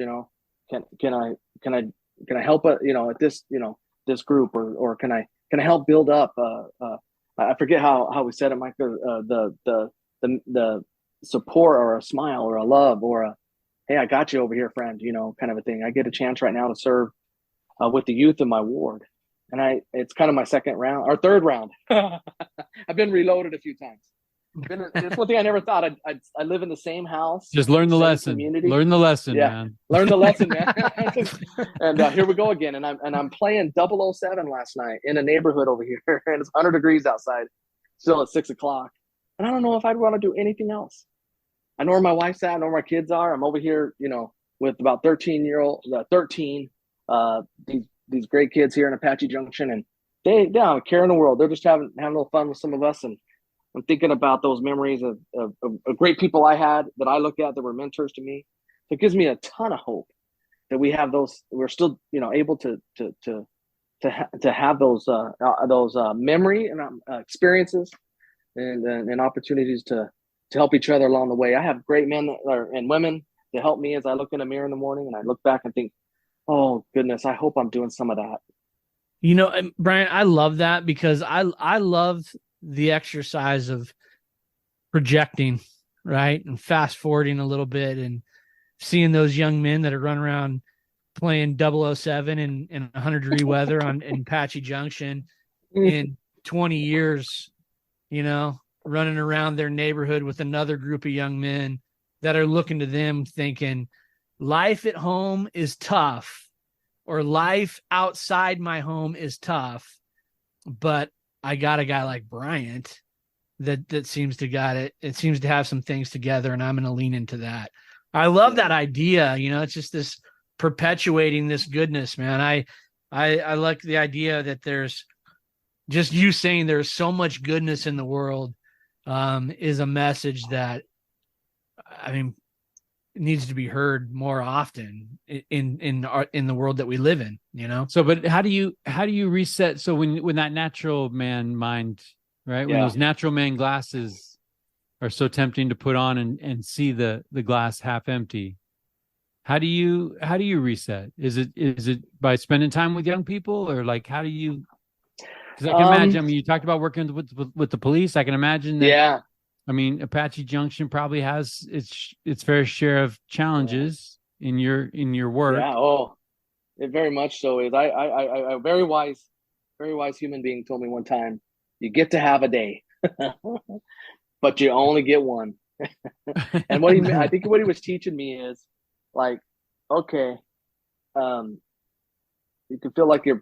I used to call it Thomas the Train. I had kids that did Thomas the Train, but there was one train. It's called Percy. Percy was always put upon, and there was a little song that said "Percy put upon," kind of thing. And I just think, well, okay, I've got a lot. I was 30 years old at that time, so it was my second round of doing young men stuff. I remember thinking, you put them on, but you get one day to do that, and then we get back up. I've had a wonderful wife say, okay, turn around, get back out there, and it isn't just about that world of church. It's also in my work. We deal with some pretty heavy things in the local government, like housing affordability. Negotiations, housing affordability. Where are our kids going to live? And we have community discussions about that. Homelessness, I call it a plague. How do we help families and support the families? How do we have policy discussions that people don't get so mad? The civility has changed so much. I've been in the same city for 20 years and working through complex problems. Like, how do we decide how we work through those is changing. And that part, it gets in the worry, but it also gets me into hope, because we've taken on some really big challenges. And so for me, I think that, you could wallow in it. And one other thing I thought of is I get a chance once a week to participate in a service organization called Rotary. And in my club, the way it kind of works is probably 80% of them have already been on the trail for me 25 years.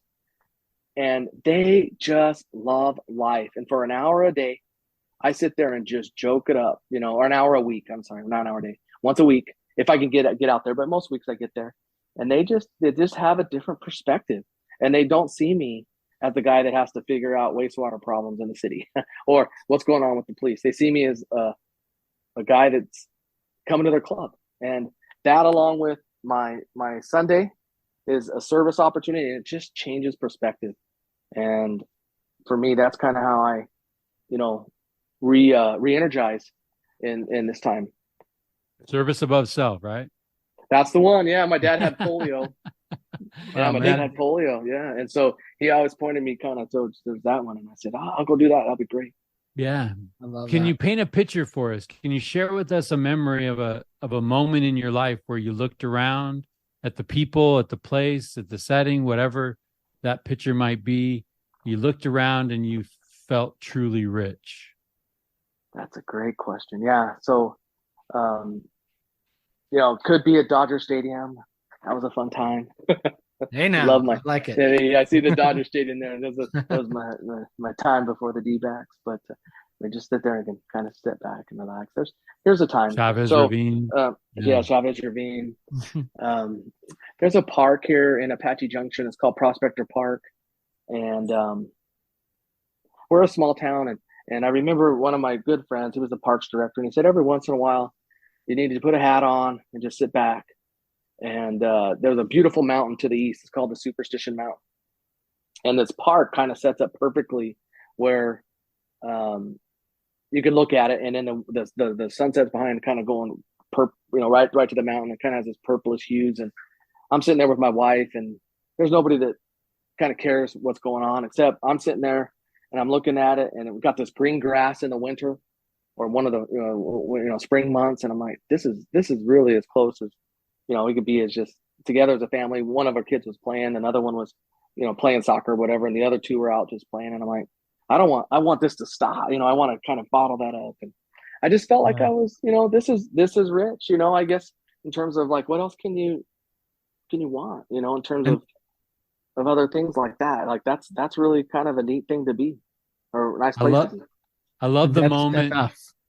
Yeah. I love the idea of like, I don't want this to stop. Yeah, let's bottle it up. That's almost a good question, Tyler. Like, tell me a moment, right, where you're in it and you don't want to stop. That gives me goosebumps. I mean, just the way you worded that. Hey, how do you honor your mom and dad? Yeah, so I'm so blessed. My mom lives 20 about 20 minutes away in Mesa, not too far from Sossaman.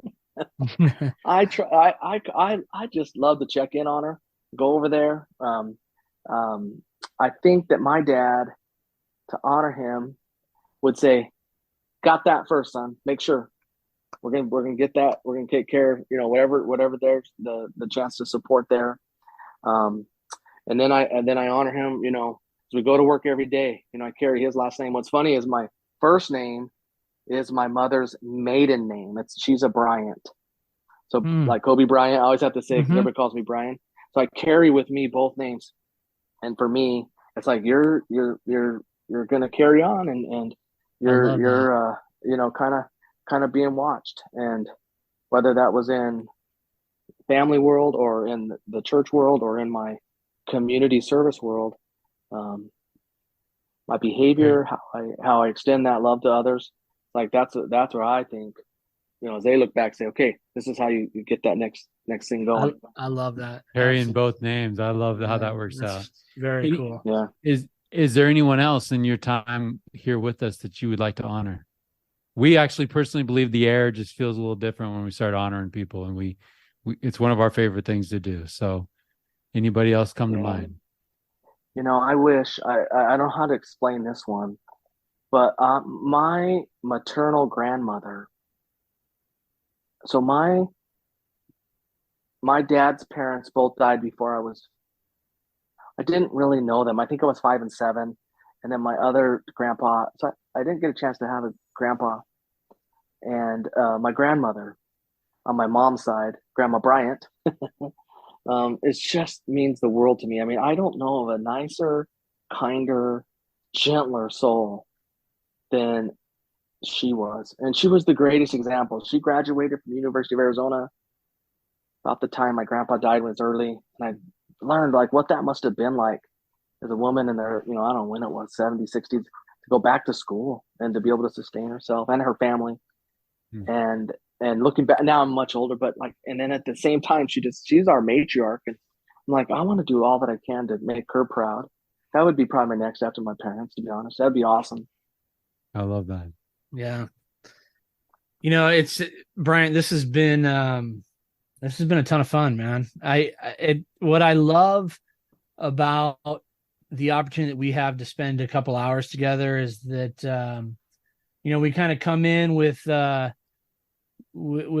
idea that there might be some common ground, through the struggle of life.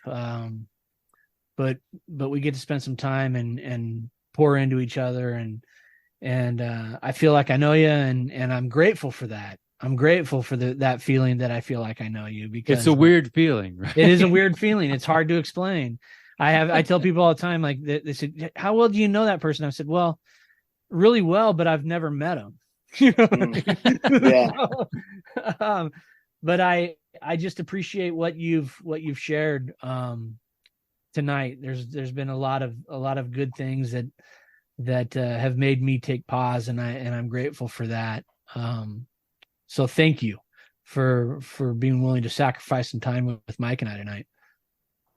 Thank you guys. It's been an honor. I enjoy thoroughly listening to the podcast. It's helped me. One of my favorite things to do is do yard work, and it's my time just to reflect. And it's just a beautiful thing to have a chance to be able to, and you talk about so many things that are just so essential to just, I would say, the journey. and some non-essentials. The practice, Well, it's a fun, like I'd never say the Arizona Cardinals are not essential, but that's a good stuff. Well, I got to tell you, that you've referenced a few times tonight the idea of a journey, and I think that you've painted a great picture of a pretty complete picture of a journey, right? With good parents that modeled change, that modeled hard work, that modeled love, that modeled faith, and you've talked about your own struggle with your family and instilling faith and values and hard work, and I think that that's something we can all relate to, right? We're all in the middle of that struggle. We're all in the middle of that journey. And so I appreciate you referencing that as a journey, because when we talk about journeys, we know there's a destination, but we know that destination's off a little ways, right? So we're still grinding at it. And our good friend Brian Gross says, no effort is wasted. No effort is wasted. Right? Like, I love that idea. Like, if we don't think our effort matters, the Lord loves it. We know that. Yeah. Right. And he will magnify that, and it will matter. Yeah. And we just, I love what you said about your dad, where he was disciplined, right? When he decided and he was all in, and he made covenants to reflect that level of commitment, a discipline came into his life and a diligence. And I love, I think that, we talked about enough and how that feels like that's swimming upstream in today's age, right? Like this idea of, I think sometimes we feel worldly pressure that you can't ever get enough, and you're kind of on this hamster wheel where it's just like, I got to consume material things. And, so we talked about that being rare, that feeling of enough. I think discipline and diligence would be right in that same category. Amen. Right? Like, that's kind of OG, old school, like, and that's how we get things done. Yeah. That's that whole motto. We don't quit, right? We don't quit. Yeah. We don't quit. Oh yeah. He was definitely that way. I was the kid that had broken fingers from the heavy old school church tables not like the ones that got nailed around. You know, he was just there to the end, and he did it all. He was he wasn't ever, you know, I would say in any major leadership position. It is interesting. You know, he was the choir director, and he was just all kinds of great things wherever he was asked. That was just such a great example to me. Like, just live through your standing, do the best you can, but son, you're not going home early. You know, I love that, man. Oh, I remember we had ward budget or whatever it was back in the day, and it's just like, I'm like, Dad, everybody's left. We're putting the table at the end of the fireside or whatever. And it was these old tables, like they had the little hook on the thing, or the little metal. Oh, yeah. And I'm like, and me and my brother, like, we were so mad. Like, why does Dad do that? But, you know, now I'm just like so grateful for the gift, you know. I love that. When you're son, we're not going home early. No, that's so awesome. Done, you know. Hey, Bryant, so we end every show the same way, and we're not going to let you off the hook tonight either. So, you know, this show is really, it's modeled about, you know, living a rich life. It's modeled, the idea is, how can we recognize and be grateful for the things that we're in the middle of, that we're seeking in this life? And how can we peel away the layers, right, of distraction? And so, you know, we talk about the movie It's a Wonderful Life, and George Bailey and his desire to not be around anymore. And we love that moment when he's at the bridge and he says, you know, Lord, just let me live again, right? And the powerful moment that is, as he recognizes all the good that he has in his life. And one of the things that I've enjoyed tonight is bring on Christmas, Tyler Gould. Bring on Christmas, brother. Bring it on, yeah. It's right around the corner, man. I love just hearing about the goodness in your life, Bryant, and I'm grateful for that. And so we would ask in the same question we ask all our guests: what does it mean to you, Bryant, to be considered the richest man in town? The simple fact that I have struggles and worries and concerns is that every indication that I am truly a son of God, that I am blessed beyond measure, and that if something comes, we're going to figure it out. And I've done it before. And at the same time, I'm looking around me and I feel like, what else could a guy want? You know, what else could a guy want? And to me, having that sense of fulfilling those needs is everything to me, to be able to say, okay, I have an opportunity to help out where I can, and what I call have my eyes open and ears out, and doing what we can to help out. And when those things come, what I've learned over time is, man, that actually just kind of took me 2 more steps forward. And I thought that was going to be hard, and it was kind of, but that knowledge of doing that over time, to me, tells me I'm very rich. I love that answer. Mike, it's funny. Mike and I say this all the time. We've had a lot of guests. It's 140 some episodes, and we ask the same question, and I don't think we've ever had identical answers. I love Brian's answer reveals the conundrum of every rich life, right? Hey, Struggles, Dad, what worries and concerns show me I'm rich. Right, but like, hey, Dad, what do you want for Father's Day? And it's like, I got everything.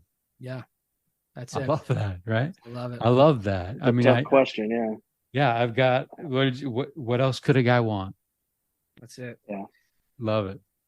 It's been a blast, Bryant. I'm super grateful to you. I'm grateful to your wife for letting you spend some time with us tonight. It's a sacrifice, and we understand that, and we're very appreciative of her time as well in sacrificing you for a couple of hours. But it's been fun to get to know you. When you're in San Diego next or up in Redding, make sure you shout us out, and let's put a pin. Let's put a pin on the map for Apache Junction the next time I'm in Queen Creek. Which I'm in Queen Creek often. Yeah. I might just venture out there and be like, okay, past Sausage Man and keep going. Yeah. And Get to, I'm gonna walk get into to the that barber Prospector shop. Park. That's I'm right. gonna walk Come into the on barber up. shop and be like, I'm tight with the city manager here, guys. Where's he at? Yeah, they might actually say, you gotta watch out. But yeah, anytime. You never know. But yeah, no, love to have you come in. Maybe I won't name drop. I won't just Yeah. random name drop. I'll be a little more selective. Yeah. No, if you're in Queen Creek, you're there. You're right there. And Redding and San Diego, every once in a while, we're down there. When you're there, come on. That's it, man. Well, we that is the rule. You. That is the rule. You drive, he buys. Okay. That's it. Oh, yeah, I've heard that. Yeah. Dinner's on me, man, every time. Sir. So, yes, sir. I love it. Well, hey, we appreciate you. We are grateful for our time together. This won't be the last time that we talk. I can guarantee that. And we look forward to the next time that we can get together. And we look forward to a time we can get together in person, Bryant. You have a great night, my friend. Love you. Thank you. Thanks, Bryant.